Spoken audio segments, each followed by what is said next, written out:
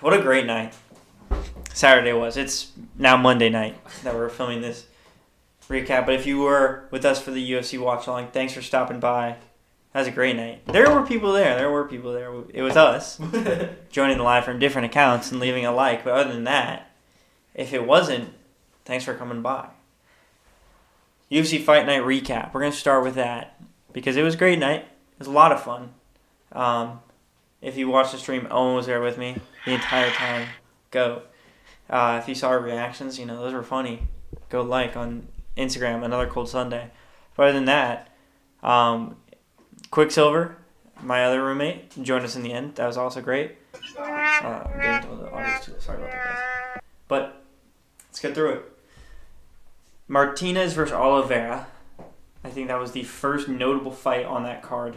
Correct me if I'm wrong, of course, but it was great. It was really fun. Martinez ended up getting a huge knockout over Oliveira. I'm pretty sure Martinez was the underdog in that fight, so it's great seeing an underdog. It's great seeing an underdog, and two, it's just a spectacular way to start out a good night in a great place where fighting is rampant. Another thing I want to bring up from that night was Joe Pyfer dropping out a day before the event after saying on the mic that he felt the healthiest he's ever felt in a fight before. And yeah, I'm a Pyfer fan. I like Pyfer. I think he's a cool, fun guy. I follow him on Instagram. If you don't follow him on Instagram, go drop a follow, guys. But apparently what he's saying is the UFC gives you a list of places that's safe to eat at. And after he ate at one of those places, him and his coach were projectile vomiting all over their hotel room. This is true. Quicksilver doubts me, but this is true. This is something that actually, I'm saying this is true like I was there, but he's saying this is true, so we're going to go ahead and believe him. I think they will probably reschedule that sometime in the future. Not sure if it would be that exact fight, but if it is, that's crazy. Rosas versus Morales. I think this was probably Raul's best fight.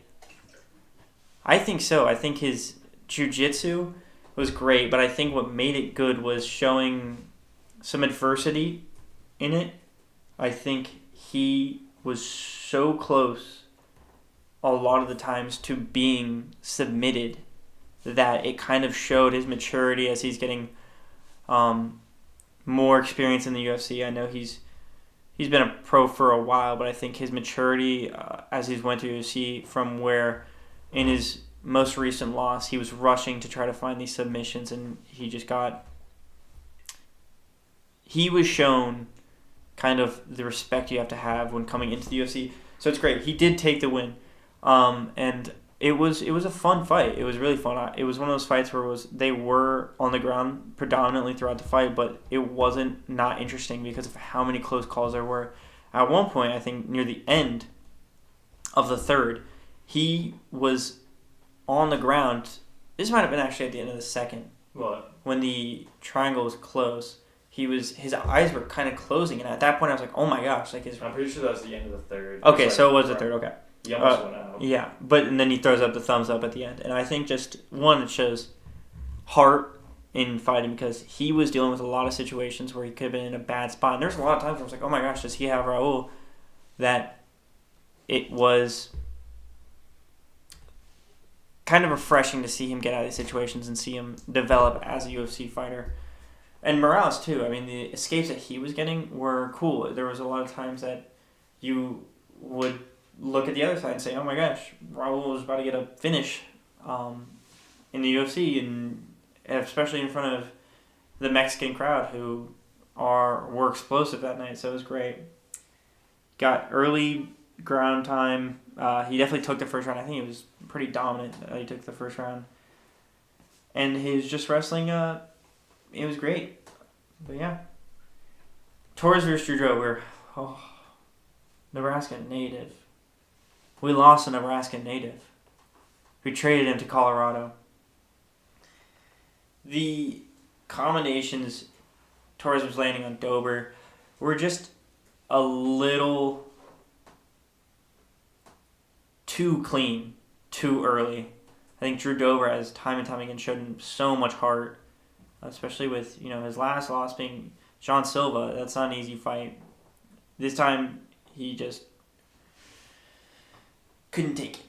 He couldn't take it, and that's not reflective of all us Nebraska natives. Oh, we're in Las Vegas. But Drew Dober had heart, and it's sad to see him kind of have that instinctual reaction when a fighter gets knocked out and they are still moving. He was out. He was clinching for life on this guy's leg, and by the time he got up, he thought he was still going. Like, he thought the fight was still happening.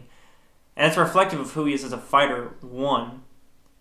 And two, you can't feel good after that happens. You're standing up and you're talking to some chick, like, get out of the octagon fighting this dude. Like, so you got to feel bad for him. Luckily, the guy he was fighting against didn't look girlish. Because if he did, and he saw that ref in front of him, once he got back up, he might have landed a couple on her. He might have gotten a TKO, but thankfully that didn't happen. Moreno versus Erceg. Moreno, probably one of his best performances in a while, even though he was in the win column. The only two close, really, rounds that could have gone both way was 2 and 3. And I think 2, I would give it to him. 2 of the refs. 5 could have gone either way, really, but... Yeah, but I'd say 2. 2 is one of his...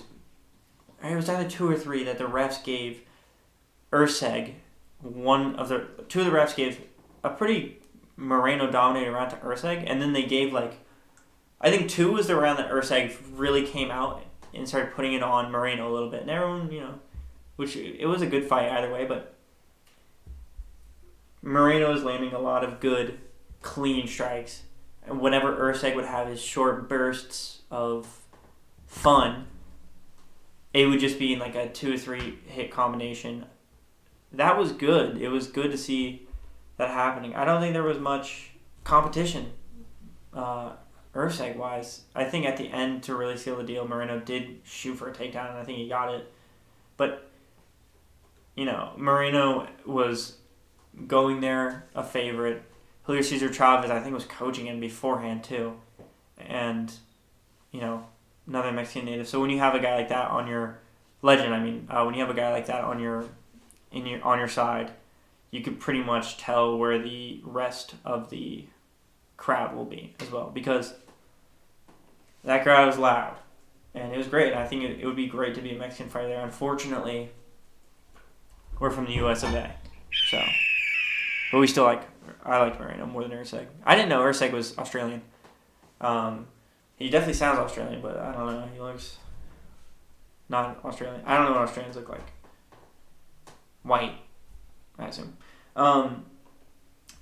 This is something that it's not new. This has been going on for a while, but the UFC Netflix deal is in the works. So recently we've seen Jake Paul versus Mike Tyson and Amanda Serrano versus Katie Taylor, I think. Yeah. They fought for Netflix, which was horrible. The Amanda Serrano fight was great, but the quality of the streams, the connectivity of the streams, everything like that was pretty bad. And I think that was more of a trial run because they weren't too worried. And it was just people who were like, oh, free fight. If you have Netflix, I'm going to watch it. WWE did sign a deal with Netflix for $5 billion. That's a lot. Which means exclusive streaming rights and everything around there. I'm assuming merchandising, stuff like that. I'm trying to understand what, number one, portion of the fights, or of the money, is going to go to fighters. Because that's a lot of money, and they're still... I'm assuming they're not going to be making merchandising. I'm assuming it's just going to be streaming rights. Because ESPN has streaming rights to UFC, but UFC pockets,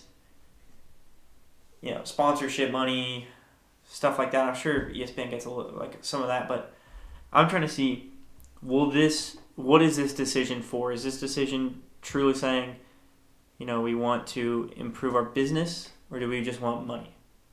And I think it's probably money. Knowing what's going on, it's probably just money, but ESPN has kind of a monopoly on a lot of sports. when it comes to streaming.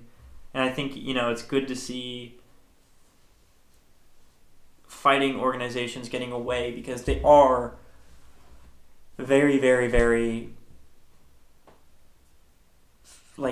changing. It's very changing. I think going to a new platform that's getting, you know what I mean.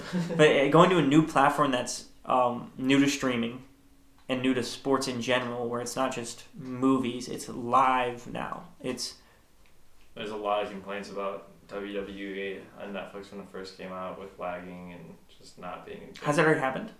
What? Has there already been a fight? There's been a lot. Oh, wow. Since the start of the new year, basically. Well, how's it doing now?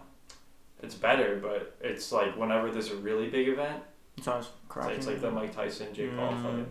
Well, I think that's just one of the things where it's if they're signing more deals, they can only make their platform better because they're just losing money by not making it better. And I think because they're only signing. There's the NFL stuff that's also going on, but that's not exclusive. That's just specific games, and I think that. With that comes the thing where it's like, how much influence does the UFC have over what's streaming, and what influence does the Netflix side have over streaming? Is there going to be any changes? Also, where are they going to keep all that stuff? Like, is there a replay section for WWE? I think so. But it's just not, it's a movie streaming service. It's shows, movies, it's stuff like that where it's like. We'll see how it handles being live. Because no one was really going back on ESPN during big streaming. Like, you were on ESPN to watch streams. Now you're telling me there's going to be people watching Electric State while I'm trying to watch my UFC fight, and that's going to be changing it up? And also, how's pay-per-views going to work? Is it still going to be pay-per-views, or is just fight nights going over? There's a lot of things that haven't been ironed out in the deal yet with stuff in the UFC, just like boxing, where they're doing this new boxing thing where it's what changes are going to be made to the fights that we're considering. Because I like ESPN. I think it's a good service. It doesn't lag when I'm using it. And if I'm pirating, who gives a shit? I wasn't even watching it on ESPN anyways. Trying to get a little more into different promotions, so I watched the one event, I think it was 173. 174 will be in Denver. So maybe we'll go to that. And maybe we'll report on site. But who knows? Superlek, the man who, in his last fight with Rodtang, beat Rodtang, lost to a guy he beat before, a young guy. I think he's only in his 23, 24. Nabil Anan. It was a really sad fight because before the fight, the commentators were talking about kind of interviews with Superlek, and Superlek's a great fighter. I did watch his Rodtang fight. He's a great fighter. And Muay Thai guys, they have 175 fights. No more. Like every professional Muay Thai fighter has around 200 pro fights on the record because that's just what they do. Especially Thai guys, they just fight. And so I think one of the detriments of that is it's kind of the, Western, and Nabil Anan, he speaks fluent English, so I'm assuming he has some Western ties. I don't know if he trains in America, but I think the Western philosophy when it comes to fighting is you give it your all or you die trying, regardless of the fights. And I think Superlek, with the kind of the Thai culture behind fighting is you just fight. And Superlek commented on, he was like, I'm looking past this fight. I'm not really focusing on this fight because I'm going to win. Superlek got dropped in the first round. He got dropped in the second round. He got dropped in the third round. I'm 90% sure it didn't go to, or it did go to decision, but it's just one of those things where it's like, as one, which is the largest fight promotion in the world, as it expands, you're going to start running into guys from America, and you're going to start finding out that here it's not a culture, it's a passion, and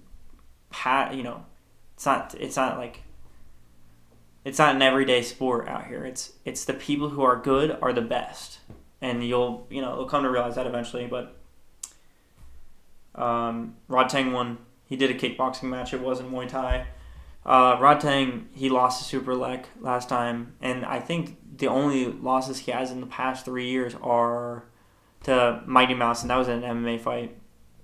I think it was a custom fight, and Superlek, and those are the only 2 losses. And you start seeing things change. Maybe we'll see a Nabil fighting Rodtang, and Rodtang kind of understands because he's more into the Western culture fighting style. But other than that, that's all I got for today. Just quick recap, and thank you guys so much. See you later.